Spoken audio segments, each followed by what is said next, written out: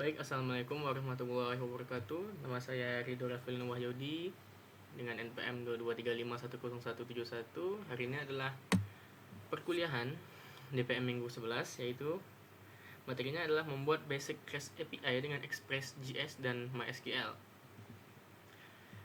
Pada project setup dan instalasi pada tahap awal, kita memulai dengan membuat folder baru untuk project REST API. Setelah itu, kita menginisialisasi project menggunakan perintah npm init yang akan menghasilkan file package JSON. Selanjutnya kita menginstal paket yang diperlukan seperti Express yang merupakan framework untuk Node.js dan Nodemon yang membantu dalam pengembangan dengan cara otomatis merestart server setiap kali ada perubahan pada kode.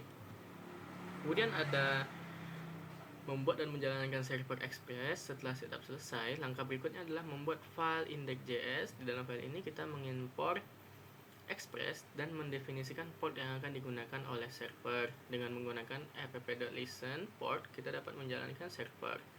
Menggunakan Nodemon memungkinkan kita untuk menjalankan server dengan perintah Nodemon index.js, sehingga setiap kali ada perubahan pada kode, server akan secara otomatis terrefresh.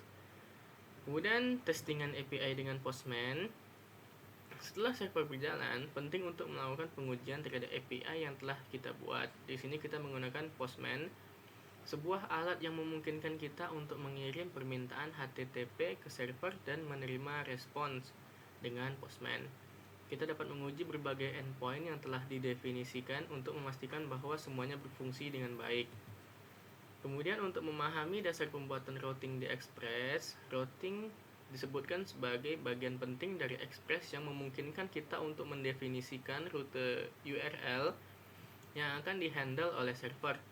Dalam tutorial ini, kita belajar cara membuat rute dasar menggunakan metode HTTP seperti GET dan POST. Misalnya, rute user dapat digunakan untuk mengambil daftar pengguna. Alhamdulillah. Sedangkan rute user.id digunakan untuk mengambil data pengguna tertentu. Kemudian kita harus memahami HTTP methods yang ada di REST API. REST API beroperasi berdasarkan beberapa metode HTTP yang umum digunakan seperti GET untuk mengambil data dari server, POST untuk menambah data baru ke server, PUT atau patch untuk memperbarui data yang sudah ada, dan kemudian ada delete untuk menghapus data dari server. Memahami metode ini sangat penting karena masing-masing memiliki tujuan dan cara penggunaan yang berbeda dalam konteks API. Kemudian di sini kita juga harus menentukan respon untuk REST API. Saat membuat REST API, penting untuk menentukan respon yang akan dikirim kepada klien setelah menerima permintaan. Respon ini bisa berupa teks biasa, HTML, atau format JSON. Format JSON adalah yang paling umum biasanya digunakan karena mudah dibaca oleh manusia dan dapat diproses dengan mudah oleh aplikasi. Kemudian di sini kita diharuskan untuk membuat struktur project yang baik di Express. Struktur folder dan file dalam project harus terorganisir agar mudah dikelola. Biasanya folder utama project berisi subfolder seperti src untuk menyimpan semua kode sumber dan routes untuk menyimpan file routing. Struktur yang baik membantu dalam pemeliharaan dan pengembangan lebih lanjut. Kemudian harus memahami konsep middleware. Middleware adalah fungsi dalam Express yang memiliki akses ke objek permintaan, request, respon, dan fungsi middleware berikutnya dalam siklus permintaan respons.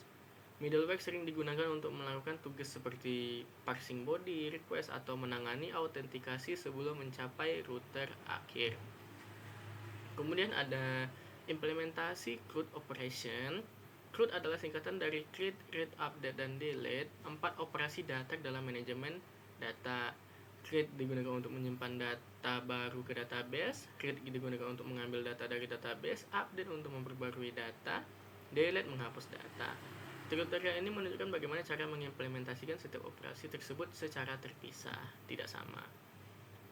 Kemudian ada setup MySQL, membuat database baru dan table user. Di bagian ini pengguna diajarkan cara mengatur database MySQL baru serta membuat table user. Proses ini melibatkan penggunaan perintah SQL untuk menciptakan database dan tabel dengan struktur yang lebih sesuai agar dapat menyimpan informasi pengguna seperti nama dan email. Kemudian kita diharuskan untuk membuat koneksi dari Express ke MySQL database. Setelah database siap, langkah selanjutnya adalah menghubungkan aplikasi Express ke database MySQL menggunakan library mysql.js. Kita perlu mengkonfigurasi koneksi dengan menyebutkan host, user, password, dan nama database agar aplikasi dapat berkomunikasi dengan database. Kemudian refaktor konfigurasi MySQL connection. Untuk menjaga agar kode tetap bersih dan terorganisir, konfigurasi koneksi MySQL sebaiknya dipisahkan ke dalam file terpisah. Misalnya config database.js ini memudahkan pengelolaan koneksi serta meningkatkan keterbacaan kode. Kemudian diharuskan untuk menyimpan data ke MySQL dengan Express. Setelah koneksi berhasil dibuat, penggunaan belajar bagaimana menyimpan data ke database melalui endpoint API menggunakan metode POST. Kode di backend akan menangani input dari klien dan melakukan query SQL untuk memasukkan data baru ke tabel user.